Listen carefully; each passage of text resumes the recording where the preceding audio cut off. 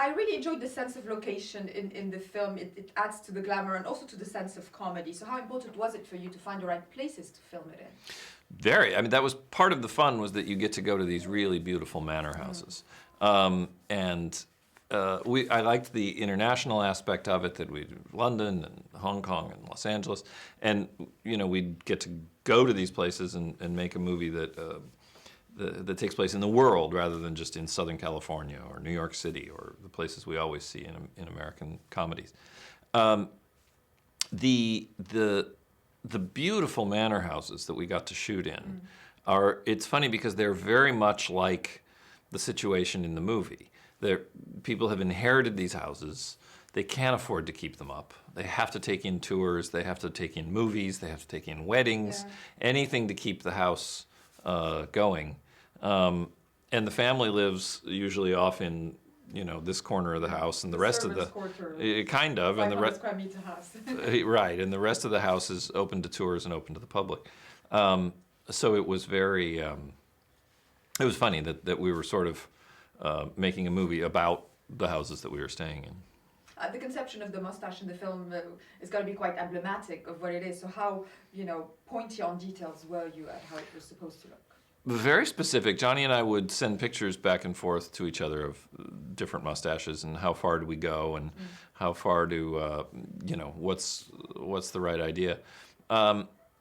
For me, there was a picture of an archduke from around the time of World War I, not Franz Ferdinand, not that archduke, but who had a mustache like Johnny's, a little bit smaller and a little bit more curl. And that was the one that sort of clicked for me. But when you start looking at famous mustaches through history, there's a lot there to choose from the Joseph Stalin to the Terry Thomas to the Tom Selleck. There's a lot there. That was part of the fun. Johnny is capable of completely forgetting himself in a character. Do you think that's the secret of an enduring career in the business? Becoming someone else? I think so. His gift for imagining and becoming is, I've never seen anything like it. The first day of shooting, because I'd done another movie with him a few years ago, and it was the same on this. We don't rehearse. He doesn't like to rehearse a lot. I don't really like to rehearse a lot either, because it's a movie, not a play, and you get to invent at the last moment if you don't practice it too much. The first day of shooting, when the camera rolls on the first take, is when you really see his character. Before that, you're kind of wondering. You talk about it, but you don't see him be it. And when we rolled on this one finally, after 3 or 4 years of trying to get it together, I just laughed hysterically for the first couple takes, because I just didn't know he was going to do that. I didn't know he was going to be that. And it was incredibly funny. It was hysterically funny for me. And what's strange is also he's so adept. I love watching actors do their thing. He's so adept, he can talk.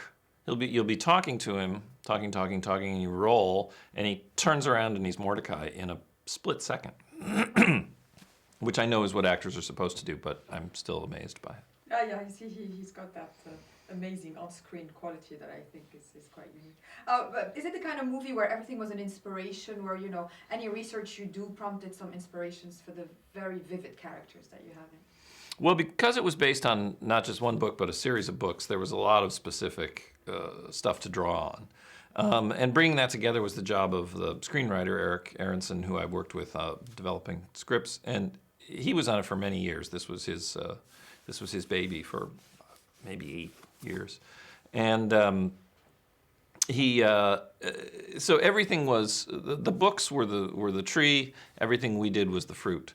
And it all had to be the fruit of the same tree. So that always gave us something to go back to and draw from.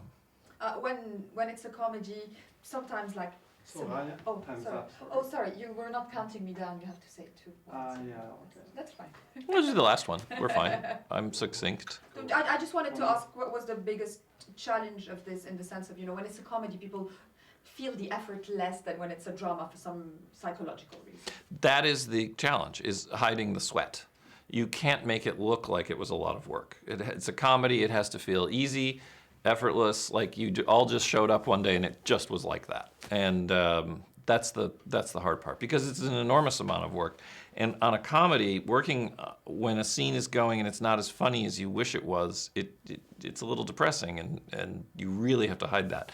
And then just wait and throw in more ideas and throw in more ideas and let it bloom. So hiding the sweat was the hard part.